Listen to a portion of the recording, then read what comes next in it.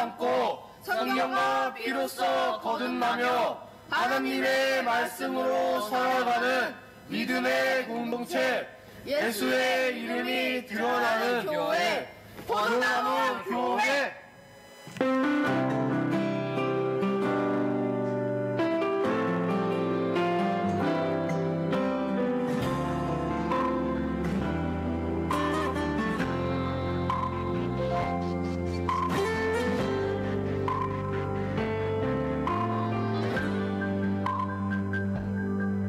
날이 저물어 갈 때, 빈들에서 걸을 때, 그때가 하나님의 때. 내 힘으로 안 될 때, 빈손으로 걸을 때, 내가 고백해 여호와 이래. 주가 일하시네, 주가 일하시네. 주께 아끼지 않는 자에게 주가 일하시네, 주가 일하시네. 신뢰하며 걷는 자에게.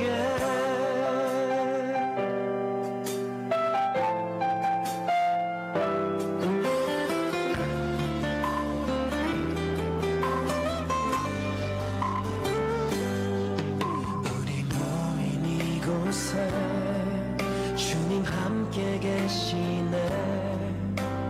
우리 내 아버지 은혜. 적은 떡과 물고기 내 모든 걸 드릴 때 모두 고백해 여호와 이래. 주가 일하시네, 주가 일하시네. 주께 아끼지 않는 자에게 주가 일하시네, 주가 일하시네. 신뢰하며 걷는 자에게.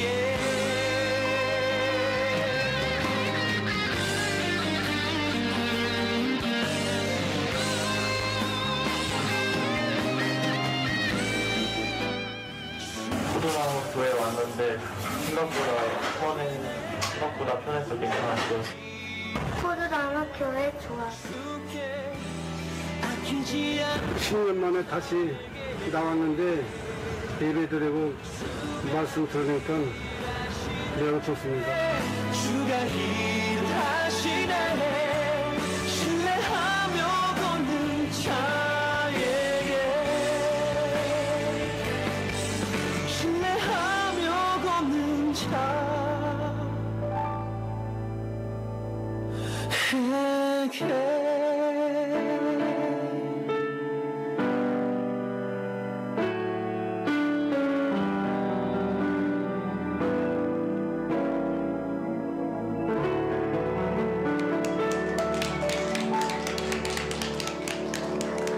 감사합니다. 저는 평택에서 목회하고 있는 오재율 목사라고 합니다. 이렇게 함성 공동체를 통해서 여러분을 만나게 되어 반갑습니다. 우리 김성준 목사님께서 저를 소개하라고 하셨는데 저는 특별히 저 자신을 소개할 것은 없고요. 저는 그저 평범한 목회자입니다. 굳이 소개해야 한다면 저는 믿으시겠지만 저는 약한 사람입니다. 한없이 약한 사람입니다. 그런데 이 사실을 알기까지는 정말 많은 시간이 필요로 했습니다. 물론 이것은 지금도 계속되고 있습니다. 오늘은 5월 15일입니다. 특별히 가정의 달인 5월을 보내면서 가장 생각나는 분이 계십니다. 그분은 저의 어머니입니다. 저는 어머니의 기도로 그리스도인이 된 것이 아니라 저희의 기도로 어머니께서 그리스도인이 되셨습니다. 신학대학교 3학년 때 어머니께서 이제는 당신도 예수를 믿으시겠다고 말씀하셨습니다. 그리고 그때부터 어머니의 적극적인 헌신으로 목회자가 되었어요. 6남매의 막내로 태어난 저는 어머니의 특별한 사랑, 정말 어머니의 모든 사랑을 받고 자랐습니다. 벌써 20년 전의 일이네요. 이제 가신앙 생활을 하신 어머니께서는 댁에서 더듬더듬 성경 읽는 것을 즐거워하셨습니다. 그러다 지방 연합성회가 있었는데 연합성회에 가시다가 교통사고로 소천하셨어요. 그리고 그때 나온 보상금으로 저의 수술비와 신학대학원의 학비, 그리고 목사 안수를 받기까지 모든 생활비로 사용되었습니다. 생전에 어머니께서는 저희 고향이 시골이기 때문에 매일 농산물을 시장에 팔아 그 돈으로 신학대학교 차비를 마련해 주셨어요. 그런데 결국에는 당신의 생명까지 내어주셨습니다. 하나님께서 예수 그리스도의 피값으로 저를 영원히 구원해 주셨다면 하나님께서는 육신의 어머니의 피값으로 저 같은 사람을 주의 종으로 만들어 주셨어요. 이 하나님의 은혜를 잊지 않으려고 날마다 몸부림치며 살아갑니다. 저는 기질상 제 환경이 어떠하든지 현실에 안주하는 성격이 아닙니다. 그래서 무엇인가 늘 갈망하며 더 나은 내일을 꿈꾸며 끊임없이 도전하며 살아갑니다. 그러고 보니 고생은 언제나 덤으로 따라오는 것 같습니다. 부목사로 사역하다가 건강한 교회, 살아있는 교회, 본질에 충실한 교회를 꿈꾸며 교회를 개척했습니다. 교회 이름은 감사교회였어요.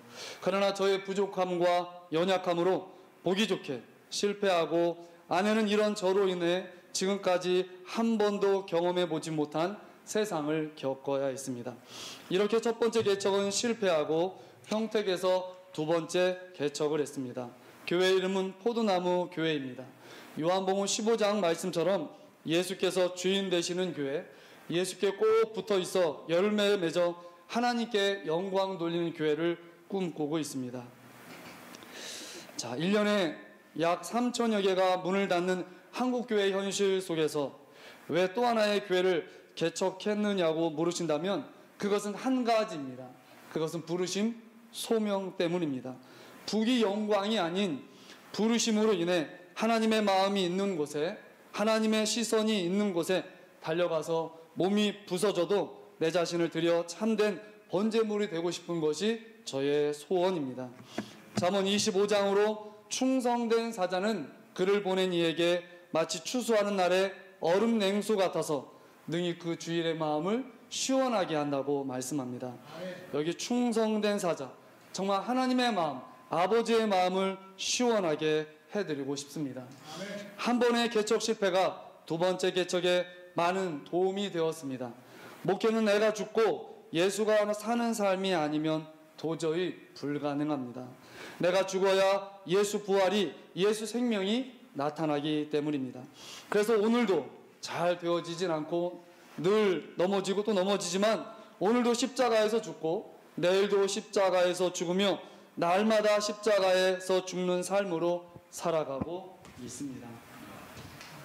평택에서 개척학원 목회하면서 여러 시간들이 있었지만 가장 어려운 시간들은 평택에서 목회하면서 잊을 수 없는 사람이 있습니다. 그 사람은 제 고향 후배입니다.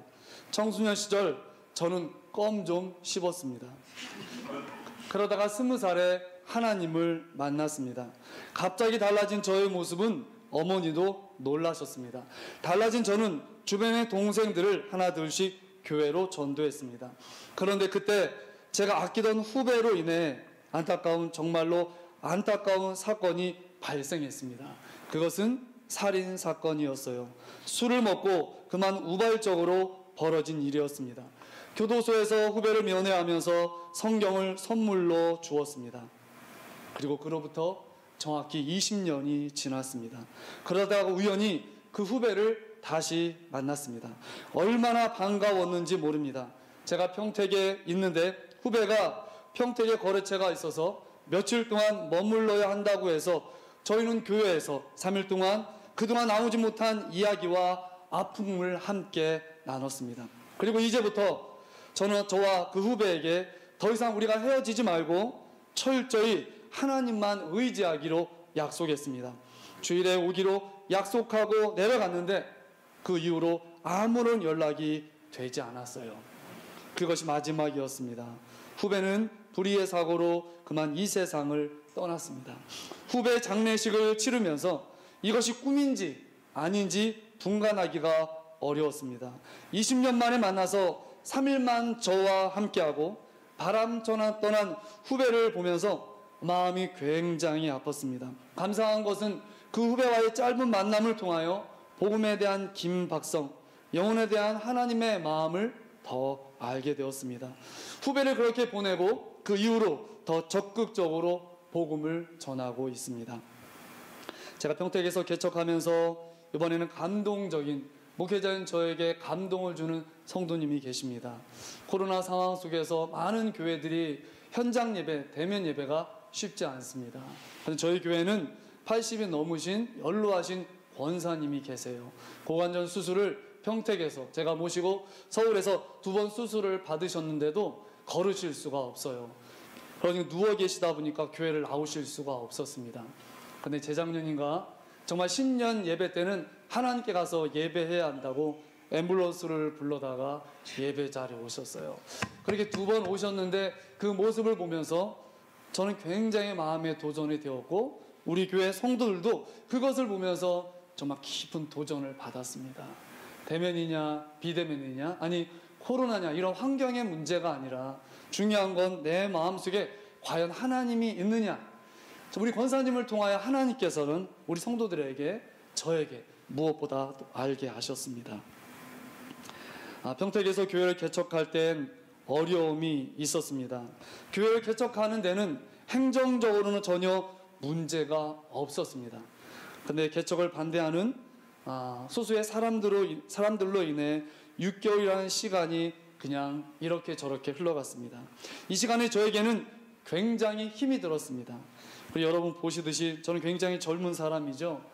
이것이 정당치 못한 것을 보면서 제가 얼마나 화가 나고 속에서 불이 났는지 모릅니다. 잠이 오지 않았어요. 아무리 잠을 이루려고 해도 잠을 이룰 수 없었습니다. 이름하여 불면증에 걸렸어요.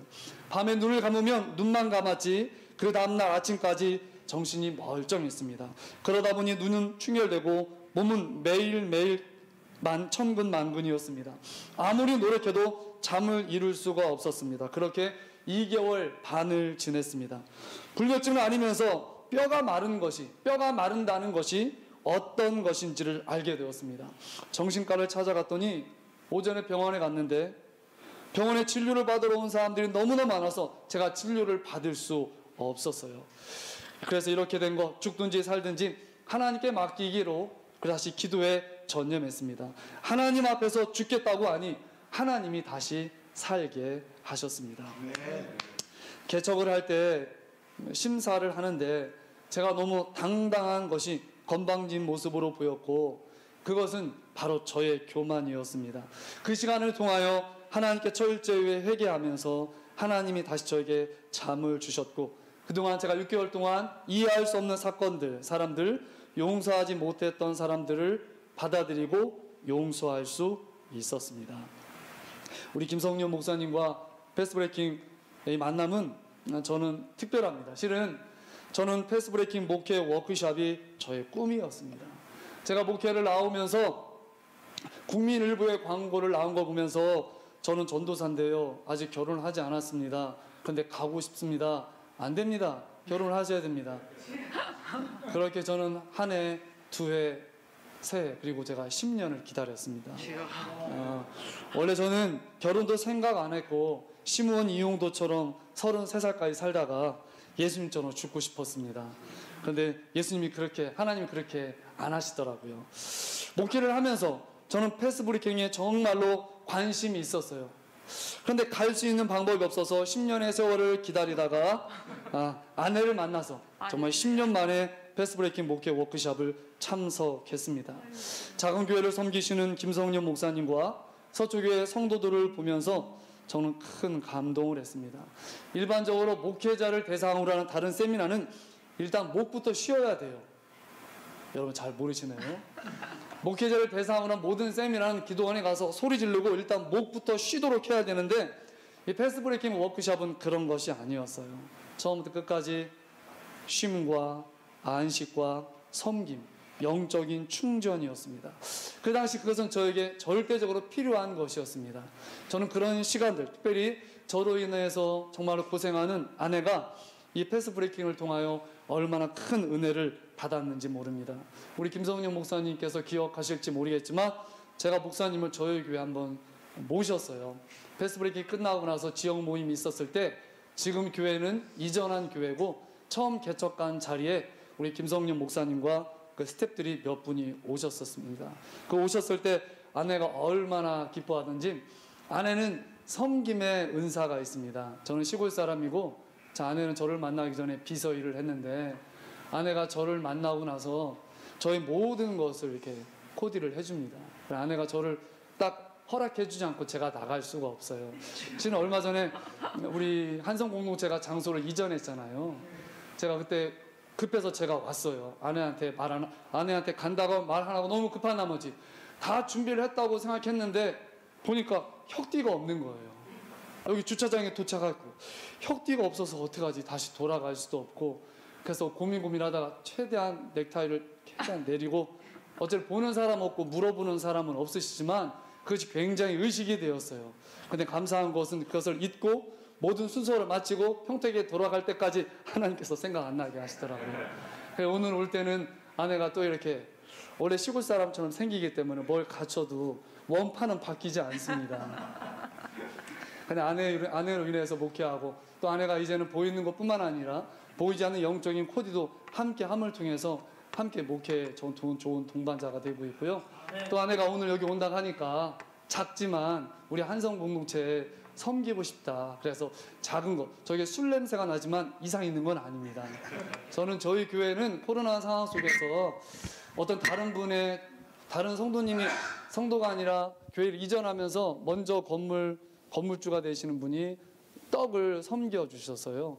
그 일 이후로 제가 그분을 축복하면서 우리 교회 성도들을 축복하고 싶은 마음이 있었습니다. 그래서 오병이어, 그때부터 성도들이 자원하여 오병이어로 매주일 예배 끝나면 섬깁니다. 식사는 할 수 없으니까 그 오병이어로 5만 원이든 10만 원이든 섬기게 되면 떡이든 빵이든 그때마다 필요한 것으로 섬기게 되었어요. 근데 오늘 제가 한성 공동체를 오면서 저와 아내에게 동일한 그 마음을 주셔서 생각해보니까 패스 브레이킹이 지금 23년 차인데요.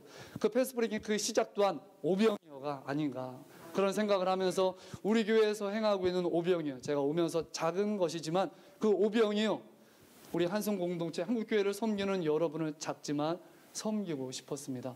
혹 여유가 된다면 2개씩 가져가신다면 더 좋겠습니다. 저는 특별히 오늘 스승의 날이죠. 저는 우리 성도들 개척교회이기 때문에 모든 것이 갖추어지지 않았습니다. 그런데 저는 우리 아이들을 지도하고 가르치면서 한 번도 그런 적이 없었는데 이제 중학생이 된 아이들에게 스승의 날은 너희들 스승이 누구냐? 목사님이에요. 목사님을 섬기라고 했어요. 목사님을 감동시켜 보라고 편지도 선물도 준비하라고 했습니다.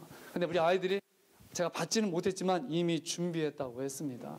또 우리 교회 성도님 연로하신 88 권사님이 계시는데 88 되시는 권사님 오늘 교회 오셔서 저에게 용돈을 주시면서 스승의 날 목사님이 영적인 아비가 아니냐, 이거 얼마 안 되지만 사모님과 맛있는 거 사드시라고 그렇게 말씀을 하시더라고요.